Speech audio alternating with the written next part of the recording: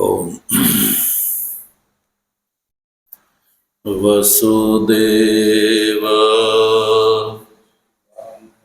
सुतं देवं कंसचाणूरमर्दनं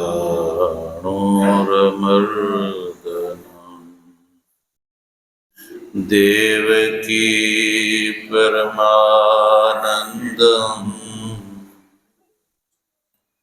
कृष्णं वन्दे जगद्गुरुं मूकं करोति वाचालं पङ्गुं लङ्घयते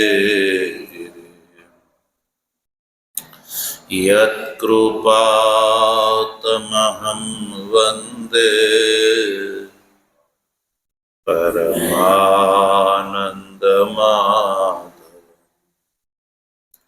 शङ्करं शङ्कराचार्यं केशवं बादरायणं सूत्रभाष्यकृतौ वन्दे भगवन्तौ पुनः पुनः ईश्वरो गुरुरात्मेति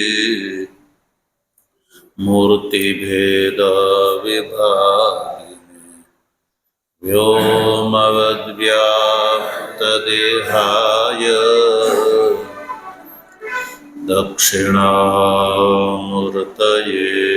नमः। ओम शांति शांति शांति।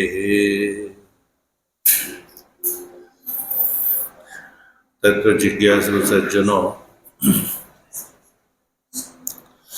भगवत रूपाथी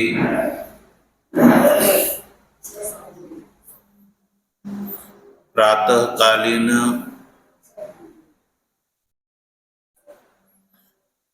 स्वाध्यायात्मक श्रृंखला अंतर्गत श्रीमद् भगवद गीताना शांकर भाष्य सहित विचार क्रमમાં कर्मयोग नामक तृतीय अध्यायना 24મા શ્લોકનો આપણે ગઈકાલે વિચાર કર્યો। ભગવાન શ્રી કૃષ્ણ અર્જુનને યુદ્ધ રૂપી કર્મની અંદર પ્રવૃત્ત કરવા માટે ભિન્ન ભિન્ન પ્રકારથી કારણો બતાવી રહ્યા છે।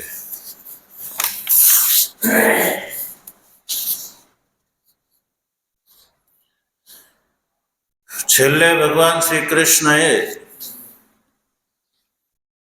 અર્જુનને યદિ જ્ઞાન થયું હોય તો પણ લોક સંગ્રહ માટે કર્મ કર્તવ્ય છે એવું કહ્યું।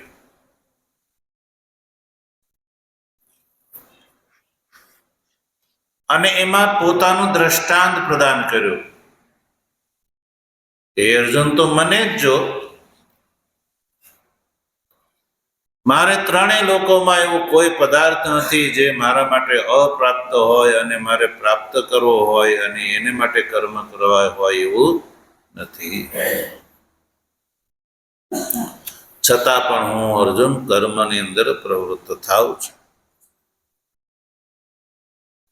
અને યદિ હું કર્મની અંદર પ્રવૃત્ત ન થાવ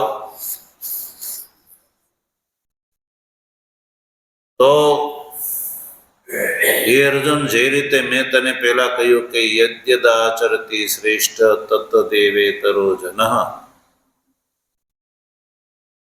સામાન્ય મનુષ્ય શ્રેષ્ઠ મહાપુરુષનું અનુસરણ કરતો હોય છે। જો હું કર્માનુષ્ઠાન ન કરું તો મારા આ માર્ગનું બધા મનુષ્યો સર્વ પ્રકારથી અનુસરણ કરશે અને કોઈ લોક કર્મ નહીં કરે તો આ લોકની સ્થિતિનું ઉત્સાદન થવા માંડશે. કારણ કે આ જે લોક છે એની સ્થિતિ એ કર્મ નિમિત્તક છે. કર્મ પ્રધાન વિશ્વ રચી રાખા, તુલસીદાસજીએ જે રીતે કહ્યું કે આ સંસાર છે એ કર્મથી ચાલે છે.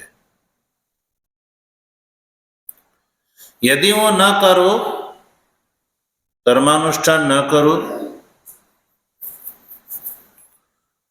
તો સાંકર્ય દોષનો હું કરતા થાઉં અને પ્રજાનું ઉપહનન કરવા વાળો હું ગણાવું.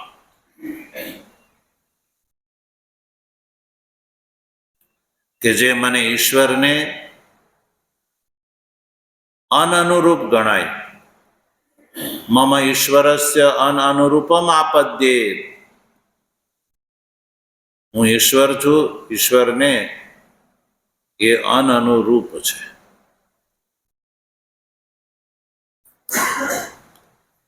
જ્યારે મારો જન્મ, મારી પ્રવૃત્તિ પ્રજાનામ અનુગ્રહાય પ્રવૃત્ત, મેં આ જે અવતાર ધારણ કર્યો છે એ પ્રજા ઉપર અનુગ્રહ કરવા માટે અવતાર ધારણ કર્યો છે. અને એવી દિશામાં જ્યારે હું પ્રજા ઉપર અનુગ્રહ કરવા માટે જ્યારે પ્રવૃત્ત થયો હોઉં અને હું કર્માનુષ્ઠાન ન કરું તો શંકર દોષ નો ભાગીદાર થાવ એટલું જ નહીં, પ્રજાનું ઉપહનન કરવા વાળો હું થઈ જાઉં. એટલે હે અર્જુન, હું પણ કર્મનું અનુષ્ઠાન કરું છું. આ જ વાત ભગવાન શ્રી કૃષ્ણ આગળ 25મા શ્લોકમાં પણ કહી રહ્યા છે.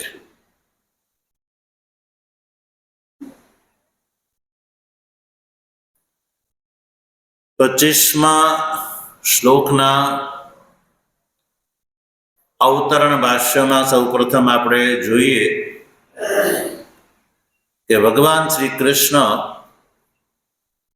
25મા શ્લોકમાં એવી કઈ વાતને ધ્યાનમાં રાખીને આગળની વાત કહી રહ્યા છે એ વાત ભગવાન ભાષ્યકાર અવતરણિકા ભાષ્યની અંદર પ્રગટ કરે છે. આપણે એ ભાષ્ય પંક્તિ જોઈએ. યદિ પુનઃ અહમ ઇવ ત્વમ કૃતાર્થ બુદ્ધિઃ આત્મવિત્ અન્યો વા તસ્યાપિ આત્મનઃ કર્તવ્યા અભાવેપી પરાનુગ્રહ એવ કર્તવ્ય ઇતિ આહ.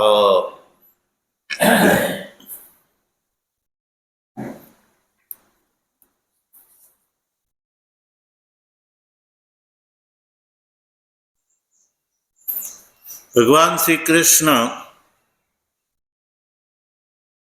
આગળના શ્લોકમાં એવું કહેવા માંગે છે કે યદિ પુનઃ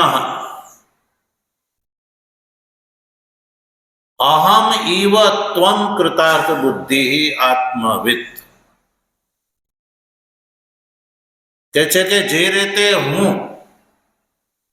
કૃતાર્થ બુદ્ધિ છું. પંક્તિ બધાને મળે? પાના નંબર બતાવવા જોઈએ. ચોપડી બતાવી દીધી ખબર ના પડે. પાના નંબર, શ્લોક, પંક્તિ બતાવી પડે. યદિ પુનઃ અહમ ઇવ ત્વમ કૃતાર્થ બુદ્ધિ આત્મવિત્, ભગવાન કહે છે કે હે અર્જુન, અહમ એટલે મારી સમાન. જેવી રીતે હું કૃતાર્થ બુદ્ધિ છું, એવી રીતે ત્વમ કૃતાર્થ બુદ્ધિ આત્મવિદ. તું પણ કૃતાર્થ બુદ્ધિ છો અને આત્મવિદ છો. અને મારી અને તારી જેમ અન્યો વા પણ બીજો કોઈ કૃતાર્થ બુદ્ધિ હોય, તસ્ય અપી આત્મનઃ કર્તવ્ય અભાવેપી, ચાહે હું હોઉં, ચાહે તું હો, યા કોઈ અન્ય કે જે આત્મવિદ હોય, તો એ તસ્ય અપી, એને ત્રણેયને એટલે મારે, તારે અને એ અન્ય આત્મવિદને માટે આત્મનઃ તસ્યાપી આત્મનઃ કર્તવ્ય ભાવેપી, પોતાને માટે કોઈ કર્તવ્ય, આત્મન યાની સ્વસ્ય કર્તવ્ય ભાવેપી એવું લેવાનું. ત્યાં તસ્યાપી આત્મનઃ ત્યાં આત્મને અને સ્વસ્ય પોતાને માટે કોઈ પણ કર્તવ્ય ન હોવા છતાં પણ, કર્તવ્ય અભાવેપી એટલે કોઈ કર્તવ્ય ન હોવા છતાં પણ ભગવાન શ્રી કૃષ્ણ કહે છે પર અનુગ્રહે એવ કર્તવ્ય. પર અનુગ્રહ, પરાનુગ્રહે એવ કર્તવ્ય. બીજાના ઉપર અનુગ્રહ કરવા માટે કર્મ કર્તવ્ય છે. એવું ભગવાન શ્રી કૃષ્ણએ આ શ્લોકમાં કહ્યું. તો આમાં શબ્દ આવ્યો કૃતાર્થ બુદ્ધિ. અવતરણિકા ભાષ્ય પંક્તિમાં કૃતાર્થ બુદ્ધિ પંક્તિ જો યદિ પુનઃ અહમ ઇવ ત્વમ કૃતાર્થ બુદ્ધિ. તો કૃતાર્થ બુદ્ધિ એટલે કૃતાર્થ બુદ્ધિ શબ્દનો અર્થ સમજો. કૃતાર્થો અહમ ઇતિ બુદ્ધિશાલી. કૃતાર્થો અહમ ઇતિ બુદ્ધિશાલી, કૃતાર્થ બુદ્ધિ. અર્થાત જેને એમ થઈ ગયો કે હું કૃતાર્થ થઈ ગયો, એવો જેને બોધ છે, એવી જેને સમજ છે, એવી જેની કુટી છે, સ્થિતિ છે, એને કહેવામાં આવે કૃતાર્થ બુદ્ધિ. તો તમે કહેશો કે કૃતાર્થ એટલે શું? તો કૃતાર્થમાં બે શબ્દ રહેલા છે, એક કૃત અને એક અર્થ. અર્થ એટલે પ્રયોજન, લાભ, અને કૃત એટલે પ્રાપ્ત કરી ચૂક્યો છે. એટલે કે આ જે મનુષ્ય શરીરનો જે લાભ છે, મનુષ્ય શરીરનું જે પ્રયોજન છે, એ જે પ્રાપ્ત કરી ચૂક્યો છે, એને કહેવામાં આવે કૃતાર્થ. એટલે એવી કોટી કે જેને એ બોધ છે કે હવે મારા માટે કોઈ કર્તવ્ય નથી, મારે હવે કોઈ વૈદિક કર્મ કરવાના નથી. વૈદિક કર્મ જે માટે છે, જે પ્રયોજન માટે છે, એ લાભ પ્રયોજન તો મને પ્રાપ્ત થઈ ગયું છે. તો એને કહેવામાં આવે કૃતાર્થ. એટલે ભગવાન કહે છે અહમ ઇવ એટલે મારી જેમ. અહમ એટલે મારી જેમ. ત્વમ કૃતાર્થ બુદ્ધિ, તું જો પોતાને કૃતાર્થ બુદ્ધિ હો તો માનતો હો. કૃતાર્થ બુદ્ધિ નો સ્વયં ભગવાન ભાષ્યકારે અર્થ કર્યો આત્મવિદ. કૃતાર્થ બુદ્ધિથી અભિપ્રાય છે આત્મવિદ.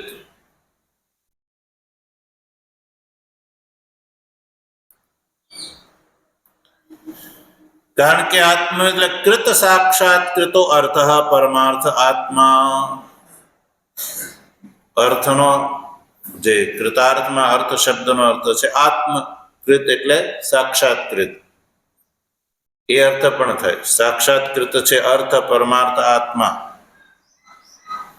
એને કહેવામાં કૃતાર્થા બુદ્ધિ. એ જેની છે કૃતાર્થ બુદ્ધિ, યા કૃતાર્થા કૃતકૃત્યા બુદ્ધિ યસ્ય ઇતિ વા કૃતાર્થ બુદ્ધિ. કૃતકૃત્ય જે કરી ચૂક્યો છે એને પણ કૃતાર્થ કહેવામાં આવે છે. કૃતકૃત્ય શબ્દ સાંભળો છે ને? કૃતકૃત્ય શબ્દનો અર્થ થાય છે કૃત્ય એટલે કરવા યોગ્ય. મનુષ્ય શરીરમાં મનુષ્ય શરીર પ્રાપ્ત કરીને કરવા યોગ્ય જે કાર્ય છે એને કૃત્ય કહેવામાં આવે. અને એ કૃત એટલે જે કરી ચૂક્યો છે, જેને હવે કોઈ કાર્ય કરવાનું બાકી નથી, એને કહેવામાં આવે છે કૃતકૃત્ય.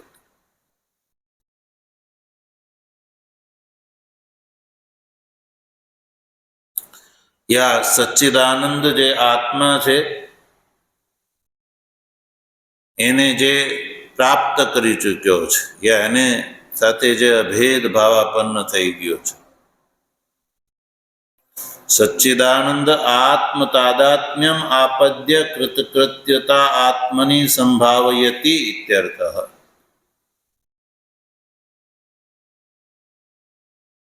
એટલે ભગવાને કહ્યું કે અહમ એવ એટલે મારી જેમ, ત્વમ કૃતાર્થ બુદ્ધિ આત્મવિદ.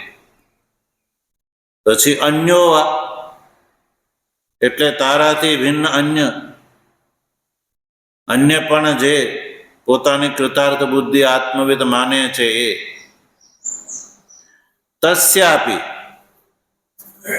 તસ્યાપી એટલે કે એને પણ, તસ્યાપી આત્મન કર્તવ્ય અભાવેપી, પોતાને કોઈ પણ કર્તવ્ય ન હોવા છતાં પણ પરાનુગ્રહ એવ કર્તવ્ય,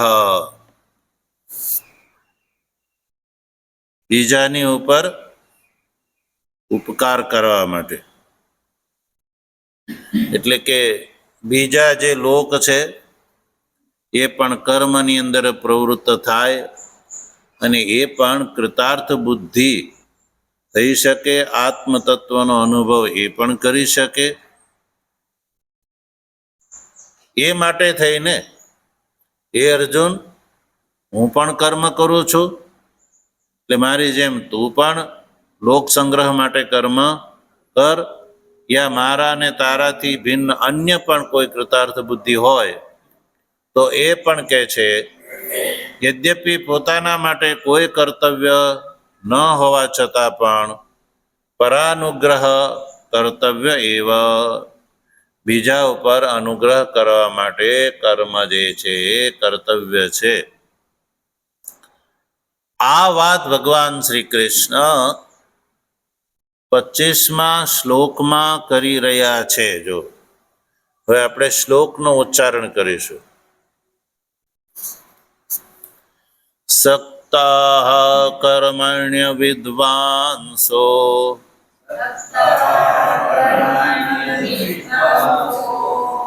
યથા કુર્વન્તિ ભારત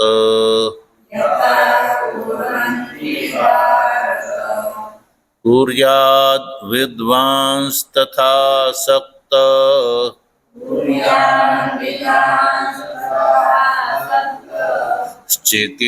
ચિકીર્ષુર્લોક સંગ્રહમ. સક્તાઃ કર્મણ્ય વિદ્વાંસો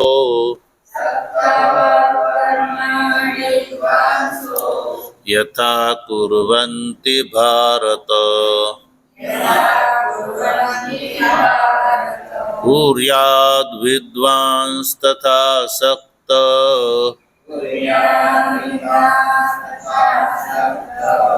ચિકીર્ષુર્લોક સંગ્રહમ.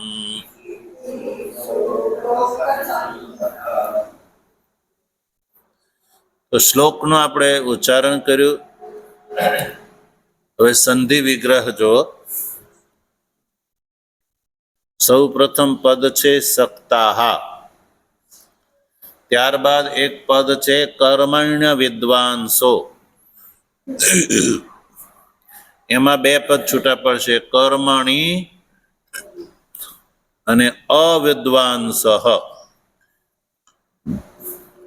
પછી પદ છે યથા, પછી કુર્વંતી, પછી ભારત, પછી ઉત્તરાર્ધમાં કુર્યાત, પછી વિદ્વાંસ તથા સક્ત ચિકીર્ષુર લોક સંગ્રહમ. એ એક પદ છે, એમાં સૌથી પહેલો શબ્દ છૂટો પડશે વિદ્વાન, પછી તથા, પછી અસક્ત, પછી ચિકીર્ષુ અને છેલ્લે લોક સંગ્રહમ. હવે આ પદો આપણે છૂટા પાડ્યા, હવે એને આપણે વાક્ય ક્રમમાં બોલીશું, જેથી કરીને આપણે વાક્યાર્થ સમજવામાં સુબોધ થાય. તો ભગવાન શ્રી કૃષ્ણ આ શ્લોકમાં અર્જુનને પોતાના તરફ અભિમુખ કરવા માટે સંબોધનનો પ્રયોગ કરે છે. અર્જુનને માટે સંબોધન છે આ શ્લોકમાં ભારત. પૂર્વાર્ધના અંતમાં ભારત શબ્દ છે, એ અર્જુનના માટે સંબોધન છે. એટલે સૌથી પહેલા આપણે બોલશું ભારત અવિદ્વાંસ કર્મણિ સક્તઃ યથા કુર્વન્તિ તથા વિદ્વાન અસક્તઃ લોક સંગ્રહમ ચિકીર્ષુઃ કુર્યાત. આ રીતે શ્લોકના પદો જે છે એને આપણે વાક્યક્રમમાં ગોઠવ્યા. વાક્યક્રમમાં ગોઠવ્યા પછી જોઈએ તો વાક્ય શું છે એ સમજાય અને અર્થ સમજાય. ભગવાન સૌપ્રથમ અર્જુનને પોતાના તરફ, કારણ કે વિશિષ્ટ વાત કેવી છે, ઘણીવાર વ્યવહારમાં પણ એવું હોય, વાત જ્યારે લાંબી ચાલે ત્યારે શ્રોતાનું મન જે છે એ અન્યત્ર જઈ શકે છે. એટલે વક્તાને જ્યારે એ વાતનો અહેસાસ અનુભવ થાય કે શ્રોતાનું મન અન્યત્ર જઈ શકે છે, એટલે વચ્ચે એક સંબોધન કરી દે તો શ્રોતા જે છે એ સાવધાન થઈ જાય છે. એટલે યદ્યપિ વાત તો કન્ટિન્યુ ચાલે છે, છતાં પણ ભગવાન વચ્ચે અર્જુનને પોતાના તરફ અભિમુખ કરવા માટે ભારત એવું સંબોધન કરે છે. કહે છે કે હે ભારત અવિદ્વાન કર્મણિ સક્તઃ યથા કુર્વન્તિ. કહે છે કે હે અર્જુન, અવિદ્વાન વ્યક્તિ, અવિદ્વાનથી અભિપ્રાય જે ખરેખર કર્મનો અધિકારી છે એ, કે જેને હજી કર્મની અપેક્ષા છે, ચિત્ત શુદ્ધિ માટે કર્માનુષ્ઠાન જેના માટે કર્તવ્ય છે, એવો વ્યક્તિ અહીંયા અવિદ્વાન શબ્દથી ગ્રાહ્ય છે. અવિદ્વાન કર્મણિ સક્તઃ યથા કુર્વન્તિ. અવિદ્વાન વ્યક્તિ જે છે એ કર્મણિ સક્તઃ, કર્મની અંદર સક્ત થઈને યથા કુર્વન્તિ. યથા કુર્વન્તિ, શું કુર્વન્તિ? તો શ્લોકમાં કર્મ શબ્દનો પ્રયોગ નથી, પણ પાછળથી વાત શેની ચાલી આવે છે? કર્મ સંબંધી, કર્માનુષ્ઠાન સંબંધી. તો આ શ્લોકમાં યથા કુર્વન્તિ કરે છે, શું કરે છે એ એની અનુવૃત્તિ પાછળના શ્લોકોથી આવશે. કે પાછળ ભગવાન અર્જુનને કર્મ કરવાની વાત કરે છે, એટલે અહીંયા કર્મ શબ્દનું ગ્રહણ કરવાનું છે. એટલે કે હે ભારત, અવિદ્વાન વ્યક્તિ કર્મની અંદર સક્ત થઈને યથા કર્મ કુર્વંતી, જે રીતે કર્મ કરે છે. આ પહેલી વાત થઈ. અવિદ્વાન, અવિદ્વાનનું કર્માનુષ્ઠાન અહીંયા દ્રષ્ટાંત છે. કોના માટે? લોક સંગ્રહ કરવા વાળા આત્મવિદને માટે. કારણ કે ભગવાન શ્રી કૃષ્ણ એવું કહેવા માંગે છે અર્જુનને કે જે આત્મવિદ છે, કૃતાર્થ બુદ્ધિ છે, યદ્યપિ એને કર્માનુષ્ઠાનની કોઈ હવે અપેક્ષા રહી નથી, છતાં પણ ભગવાન એવું કહે છે કે એને લોક સંગ્રહ માટે કર્મ કરવાના છે. તો ઘણીવાર એવું થાય કે પોતાને પ્રયોજન ન હોય તો છતાં કોઈ એમ કે આ તારે કાર્ય કરવાનું છે, તો કરવા વાળો જે છે થોડું ઢીલું ઢાલું કરે. કેવું કરે? ઢીલું ઢાલું કરે. ચાલો ને કીધું છે એટલે જેમ તેમ નિપટાવી દો ને, આપણે તો કઈ જરૂર છે નહીં, એટલે કીધું છે એટલે આ કરવું પડે છે. એટલે કરવા વાળો એની અંદર પૂરી નિષ્ઠાથી એ કાર્ય સંપન્ન કરતો નથી. એટલે એ આ માનવી સ્વભાવ છે. આવું બની શકે. ભગવાન અર્જુનને લોક સંગ્રહ માટે કર્મ કરવાનું કહે છે, તો અર્જુન એમ કે ભાઈ શા માટે કરવા જોઈએ? હવે આપણે તો કોઈ જરૂર નથી. તો અને કદાચ અર્જુન ભગવાનની આજ્ઞા માનીને કરે તો સંભવ છે કે પૂરી નિષ્ઠાથી ન કરે, એ અન્ય કોઈ વ્યક્તિ જે છે એ પણ પૂરી નિષ્ઠાથી ન કરે. તો જે એ વાત અપેક્ષિત નથી. એટલે ભગવાન કહે છે કે વિદ્વાને લોક સંગ્રહ માટે જે કર્માનુષ્ઠાન કરવાનું છે સજ્જનો, એ એવી જ રીતે કરવાનું છે જે રીતે અવિદ્વાન જે નિષ્ઠાથી કરે છે, જે ચિત્તની શુદ્ધિ રૂપ લાભ માટે કરે છે, એ જ રીતે વિદ્વાને પણ પૂરી નિષ્ઠાથી લોક સંગ્રહ માટે કર્મ કર્તવ્ય છે, એવું આ શ્લોકમાં ભગવાન કહે છે. એટલે અવિદ્વાન કર્મણી સક્તા યથા કુર્વંતી, અવિદ્વાન કર્મની અંદર પ્રવૃત્ત થઈને યથા એટલે જેવી રીતે કર્મ કરે છે, અવિદ્વાન યાની જેવી રીતે કર્મ કરે છે,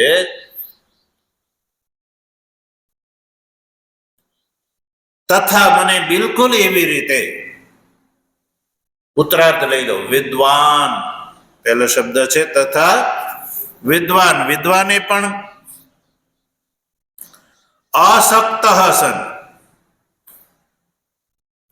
અસક્ત સન લોક સંગ્રહમ ચિકીર્ષુ કર્મ કુર્યાત.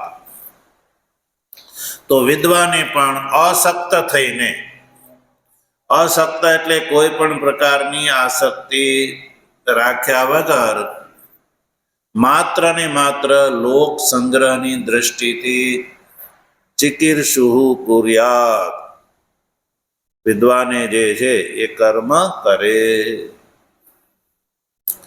તો પછી 12 થી જ્ઞાની અને અજ્ઞાનીની અંદર કઈ ફેર રહેશે ભાઈ?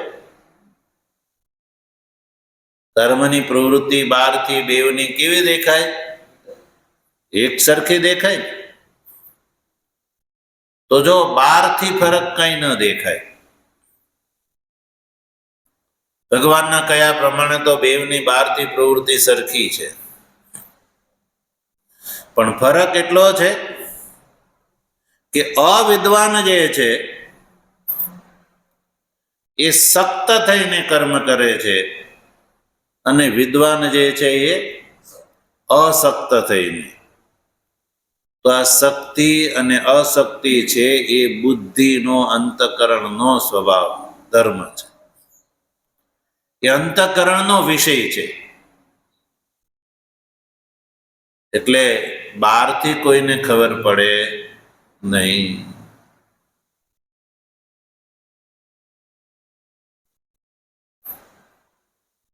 આનું કારણ એ છે એટલે લોકમાં ઘણા એવા હોય જેને આત્મા શું, શાસ્ત્ર શું કાંઈ ખબર ન હોય, છતાં એ આત્મજ્ઞાનીના રૂપમાં જઈને એ પ્રસિદ્ધ થતા હોય, પોતાને હું આત્મજ્ઞાની છું એવું કહેવડાવતા હોય છે. પણ અહીંયા પણ આપણે પહેલા પણ એક વાત કરી ચૂક્યા. ભગવાન શ્રી કૃષ્ણે જ્યારે જનકાદિનો દ્રષ્ટાંત બતાવ્યો કે અર્જુન, જનકાદિ પણ કર્મ કરતા કરતા જ સિદ્ધિને પ્રાપ્ત થયા હતા. તો એ વખતે ભગવાન ભાષ્યકારે બે અર્થ કર્યા હતા. જનકાદિના જ્ઞાની અને અજ્ઞાની બે પક્ષથી અર્થ કર્યો હતો. યદિ જનકાદિ અજ્ઞાની છે તો એને કર્માનુષ્ઠાન દ્વારા ચિત્ત શુદ્ધિને ત્યારબાદ જ્ઞાન પ્રાપ્ત કર્યું. અને જો જનકાદિ જ્ઞાની હોય તો એને લોક સંગ્રહ માટે કર્મનો ત્યાગ કર્યો. આ બેવ પક્ષે અર્થ કર્યો. એટલે બહારથી બીજો વ્યક્તિ એ નક્કી ના કરી શકે કે આ વ્યક્તિ જ્ઞાની છે કે અજ્ઞાની છે. એ કહેવું કઠિન છે. જ્ઞાની અજ્ઞાની કોણ છે એ કહેવું કઠિન છે. અને આ વાતનો લાભ આજકાલ લોકમાં બહુ ઉઠાવવામાં આવે છે.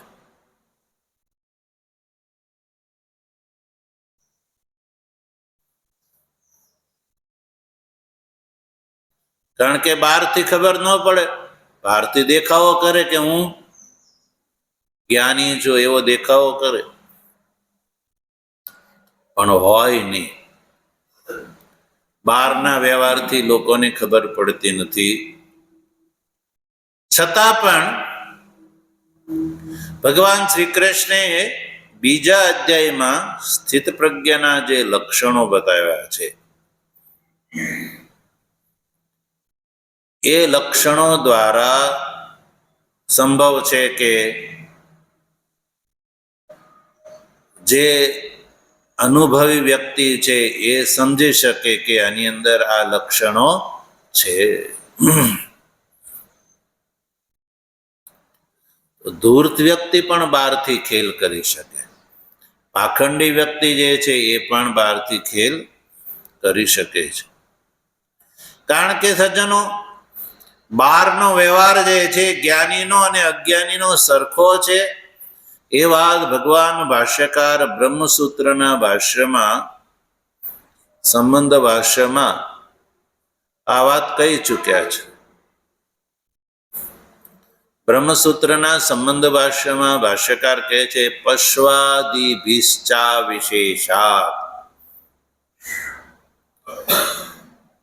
પશુ વગેરે જેમ પ્રત્યક્ષ, અનુમાન, ઉપમાન, શાબ્દ, અર્થાપત્તિ વગેરે પ્રમાણ મૂલક વ્યવહાર કરે છે. પશુ પણ પ્રત્યક્ષાદિ પ્રમાણ મૂલક વ્યવહાર કરે છે.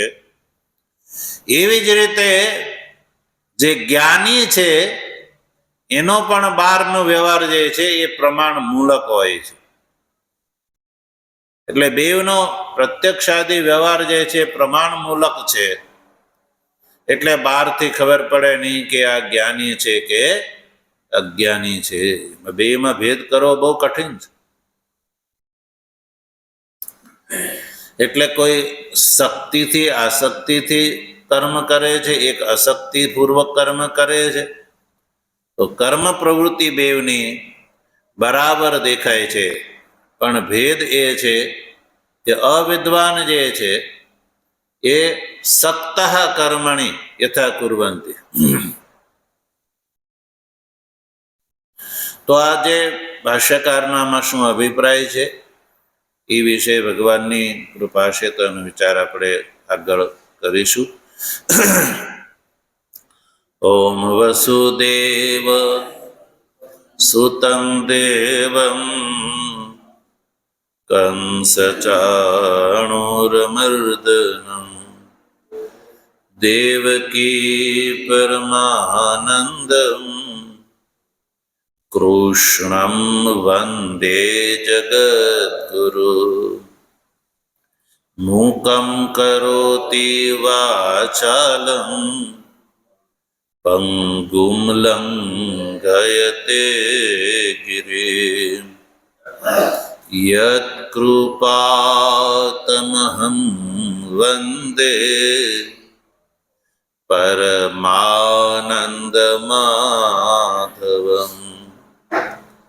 शङ्करं शङ्कराचार्यं केशवं बादरायणम् सूत्रभाष्यकृतौ वन्दे भगवन्तौ पुनः पुनः। ईश्वरो गुरुरात्मेति मूर्तिभेदविभागिने व्योमवद्व्याप्तदेहाय दक्षिणामूर्तये नमः। ॐ शान्तिः शान्तिः शान्तिः। सद्गुरु